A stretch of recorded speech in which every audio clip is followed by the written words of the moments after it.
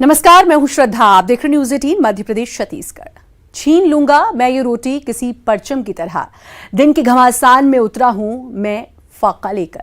भूल से नहीं, भूख से गुनाह हो गया। गुनाह बस इतना कि पापी पेट ने इतनी मोहलत नहीं दी कि वो सही गलत समझ पाती। गुनाह इतना कि अपने छोटे भाई बहनों का भूख तड़पता बर्दाश्त नहीं हुआ उसे। सागर जिले के रहली की रहने वाली एक बच्ची ने गांव के मंदिर से 250 रुपए चुरा लिए और चुराए हुए पैसों से अपने भाई बहनों के लिए गेहूं खरीद कर लाई। पुलिस ने इस बच्ची को गिरफ्तार कर लिया और शहडोल सुधार गृह भेज दिया। इसके छोटे भाई बहन अब भी इंतजार कर रहे हैं कि दीदी लौटेगी। न्यूज़ 18 का मकसद इस खबर के जरिए सिस्टम की संवेदना को जगाना है। न्यूज़ 18 का मकसद उस मासूम को उसके इन भाई बहनों के पास पहुंचाना है। न्यूज़ 18 सवाल करता है सिस्टम से, समाज से। बेशक मंदिर की दान पेटी से 200 रुपए निकालना अपराध है, लेकिन क्या प्रशासन के लिए इस अपराध की वजह कोई मायने नहीं रखती?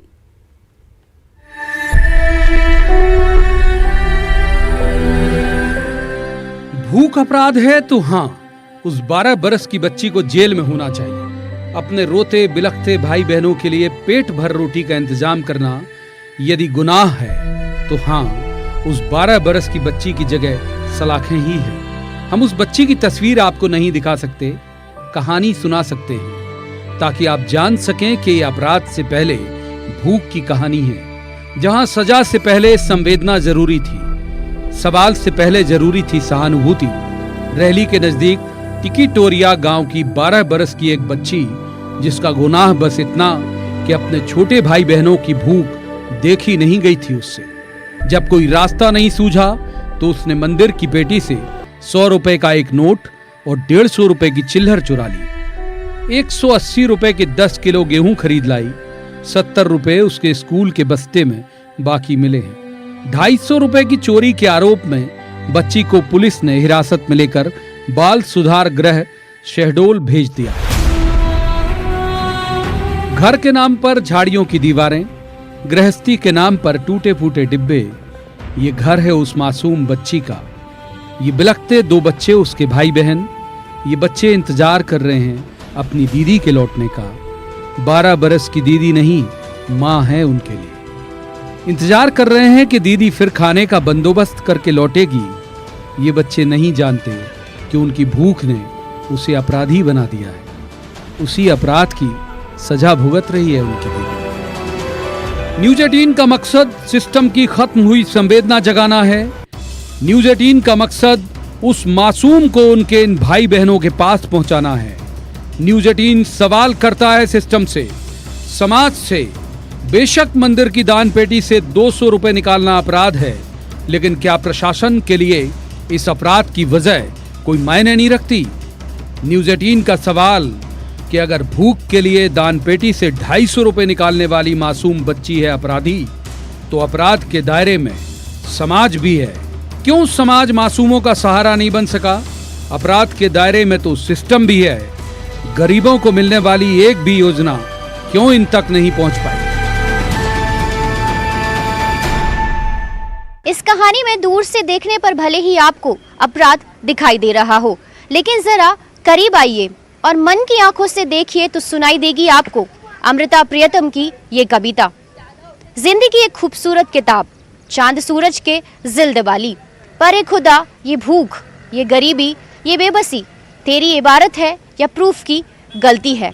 कैमरामैन मोहसिन के साथ रंजना दुबे, न्यूज़ 18 भोपाल।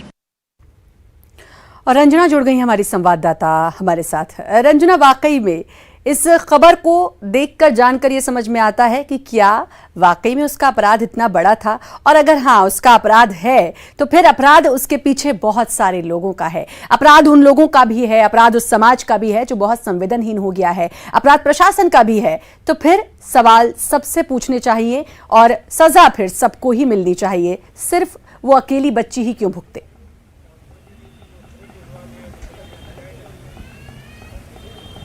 जी श्रद्धा, बिल्कुल बहुत ज्यादा मार्मिक ये घटना है और दिल झकझोर देने वाली भी है कि महज 250 रुपए के लिए एक बच्ची को इतनी बड़ी सजा, और वो भी भूख के लिए, क्योंकि वो ना सिर्फ अपना पेट भरने के लिए बल्कि वो अपने दो छोटे भाई बहनों का पेट भरने के लिए कदम उठाती है। और आखिर ये कदम उठाने के लिए उसे कौन मजबूर कर रहा है? क्योंकि जो सरकारी मशीनरी की बातें कही जाती हैं कि तुरंत जो है उनको मदद मिल जाती है, लेकिन कहाँ इस वक्त सरकारी मशीनरी है और कहाँ पर जो सरकारी सहायता है वो इस वक्त कहाँ पर है, जो इस बच्ची के लिए इस तरह का कदम उठाने के लिए मजबूर करती है। और मैं 250 रुपए ताकि वो 2 जून की रोटी अपने छोटे भाई बहनों को खिला सके और वो उतना आटा खरीद सके, 2 किलो आटा, ताकि वो अपने पिता का ना सिर्फ अपने भाई बहनों का पेट भर सके। और यही वो कदम उसने उठाया जो कि बहुत ज्यादा मार्मिक कदम भी कहा जा सकता है, जिससे ना सिर्फ अपने भाई बहनों की भूख देखी गई बल्कि ना अपने पिता की भूख देखी गई। ऐसे में सरकार और जो वहां के तमाम विधायक और नेता, उनका ये कदम बनता है कि ऐसे जो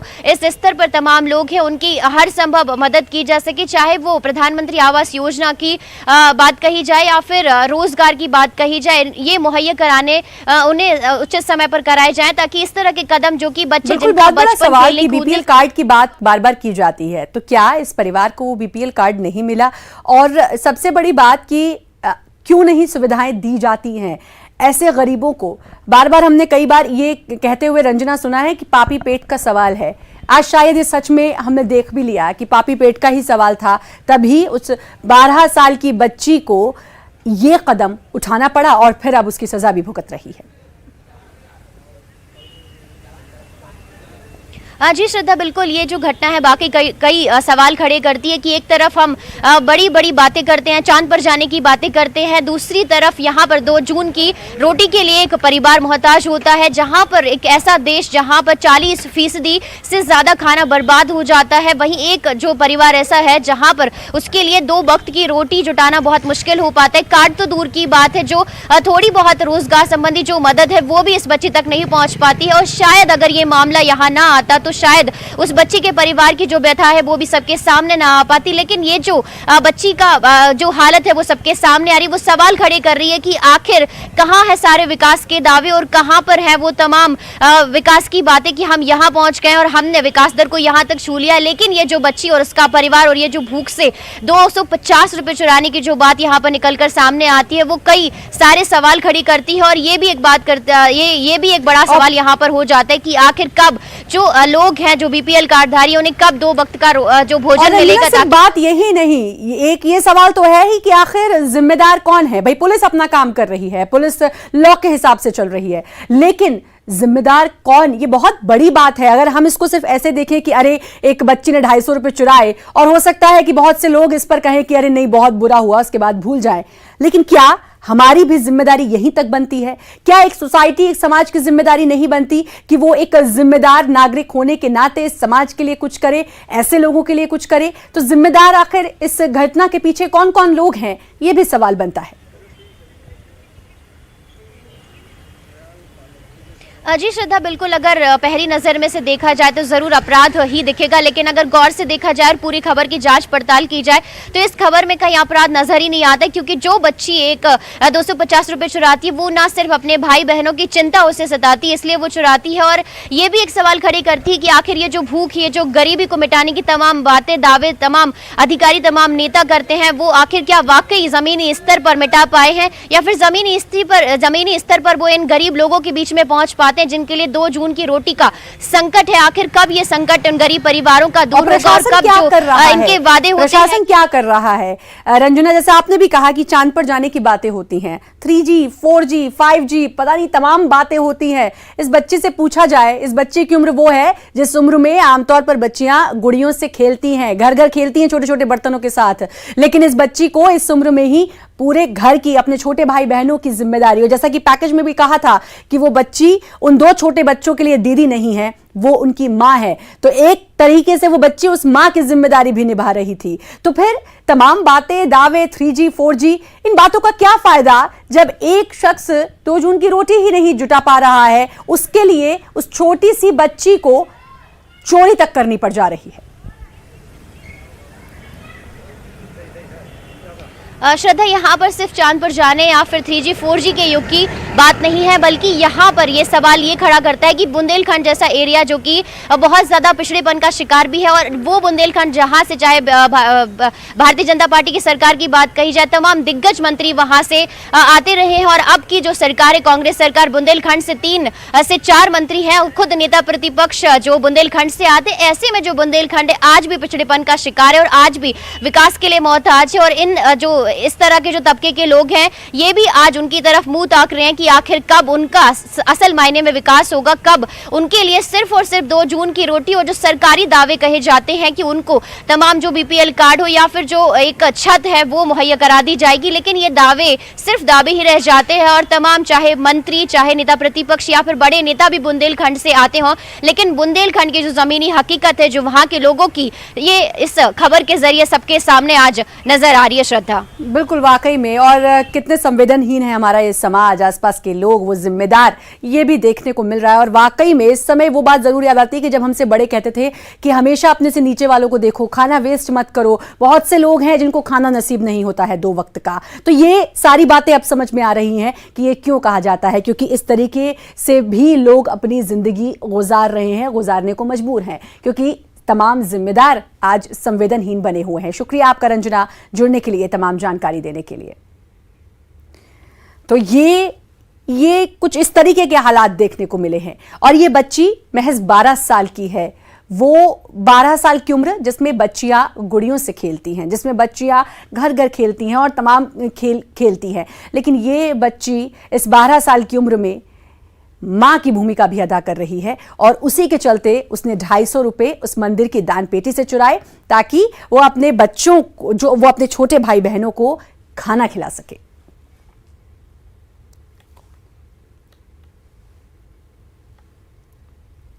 और राघवेंद्र शर्मा हमारे साथ जुड़ चुके हैं, पूर्व अध्यक्ष बाल संरक्षण आयोग के। राघवेंद्र जी, आप क्या कहेंगे इस घटना को सुनकर? ये वाकई में बहुत मार्मिक कहानी है, और वो छोटी सी बच्ची इतनी मजबूर है, आज उसको अपराधी कहा जा रहा है, लेकिन अपराध क्यों किया ये वजह देखने लायक है।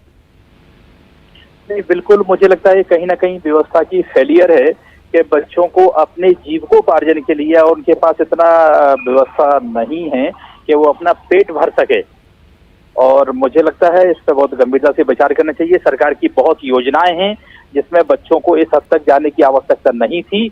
अभी भी वहाँ के प्रशासन को, महिला बाल विकास विभाग को तुरंत इसको संज्ञान में लेना चाहिए। मैं भी बात करूंगा, और बच्ची की काउंसलिंग होना चाहिए।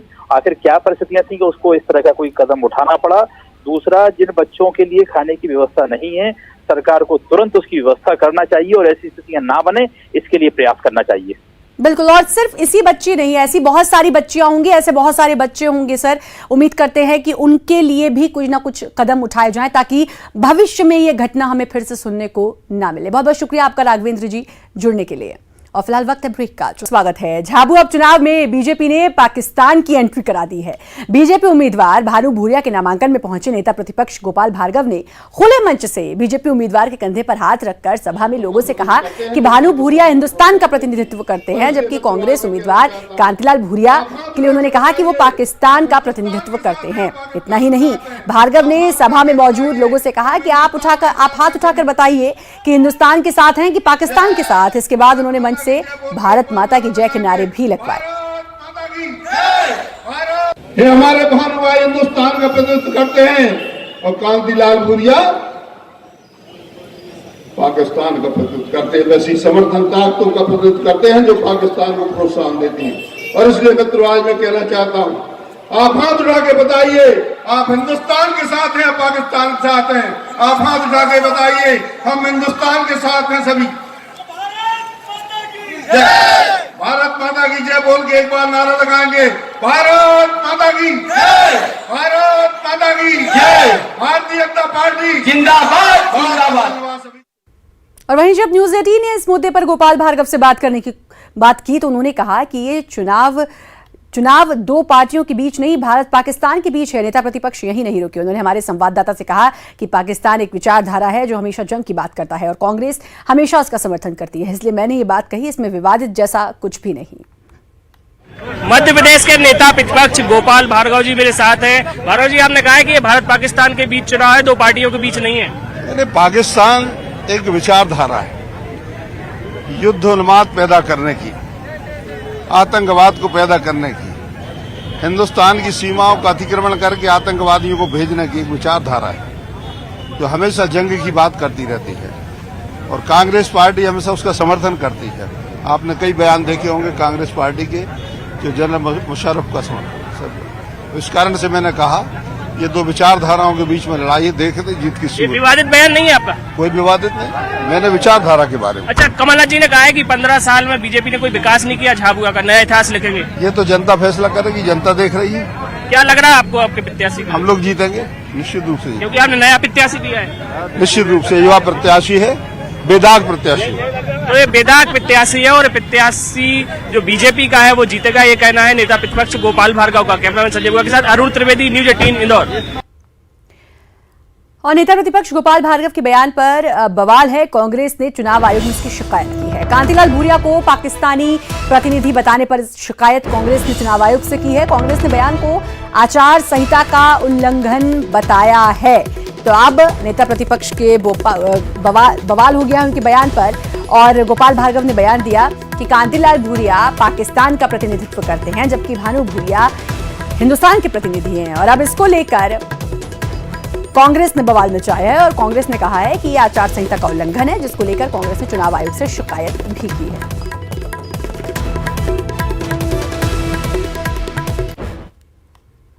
और अरुण जुड़ गए हमारे संवाददाता हमारे साथ। अरुण, ये जिस तरीके का बयान था उसके बाद तो उम्मीद थी ही कि भाई इस पर बवाल जरूर होगा, कांग्रेस जरूर इस पर कुछ ना कुछ अपनी प्रतिक्रिया देगी और वैसा ही हुआ। अब आचार संहिता का उल्लंघन इसे कांग्रेस बता रही है। बिल्कुल, देखिए गोपाल भार्गव का ये बयान अब उनके लिए मुसीबत बन गया है क्योंकि कांग्रेस ने शिकायत कर दी है और उन्होंने कहा है कि आचार संहिता का उल्लंघन हो, इसमें गोपाल भार्गव पर कार्रवाई की जाए। उन्होंने चुनाव आयोग से मांग की है। हम आपको बता दें कि आज जो बीजेपी प्रत्याशी है भानु भूरिया, उनके लिए झाबुआ के राजवाड़ा चौक पर एक जनसभा रखी गई थी। उसमें पार्टी के बड़े नेता शामिल थे। केंद्रीय मंत्री फग्गन सिंह कुलस्ते मौजूद थे, पूर्व मुख्यमंत्री शिवराज सिंह चौहान थे, प्रदेश अध्यक्ष राकेश सिंह थे, नरोत्तम मिश्रा थे। तमाम बड़े नेता पार्टी के मौजूद थे इस मंच पर। वहीं पर गोपाल भार्गव ने कहा कि कांग्रेस के प्रत्याशी कांतिलाल भूरिया पाकिस्तान के प्रतिनिधि है और जो बीजेपी के प्रत्याशी हैं भानी भूरिया वो भारत के प्रतिनिधि है।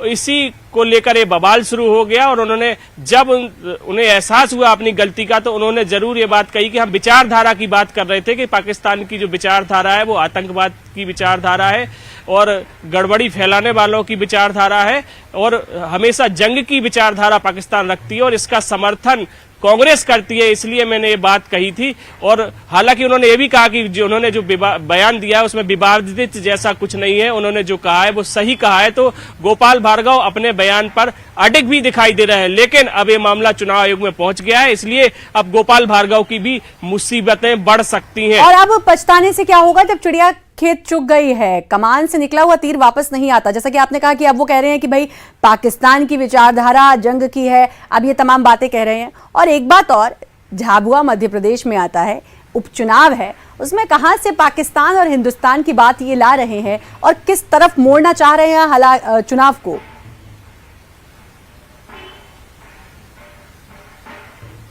बिल्कुल, देखिए यही बात कांग्रेस ने कही है। कांग्रेस के जो प्रवक्ता है नीलाभ शुक्ला, उनसे मेरी बात हुई थी। उन्होंने कहा है कि अब इनके पास कोई मुद्दा नहीं है बीजेपी के पास झाबुआ उपचुनाव के लिए और इसीलिए इस तरह के बयानबाजी कर रहे हैं। और पाकिस्तान अरुण, रोकना चाहूंगी, भूपेंद्र गुप्ता जुड़ गए हैं कांग्रेस प्रवक्ता, उनसे जाने। भूपेंद्र जी, बयान तो आपको पता चल गया होगा, फिर भी बता देती हूं कि कांतिलाल भूरिया पाकिस्तान का प्रतिनिधित्व करते हैं और भानु भूरिया हिंदुस्तान के प्रतिनिधि हैं, कहा है नेता प्रतिपक्ष गोपाल भार्गव ने।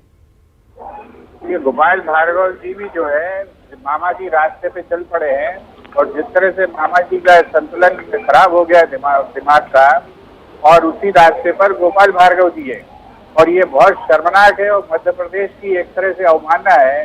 जहाँ पे पूरे झाबुआ का प्रतिनिधित्व करते रहे हैं पिछले 40 साल से भूरिया जी और भारतीय जनता पार्टी के लोग क्या झाबुआ को पाकिस्तान कह रहे हैं?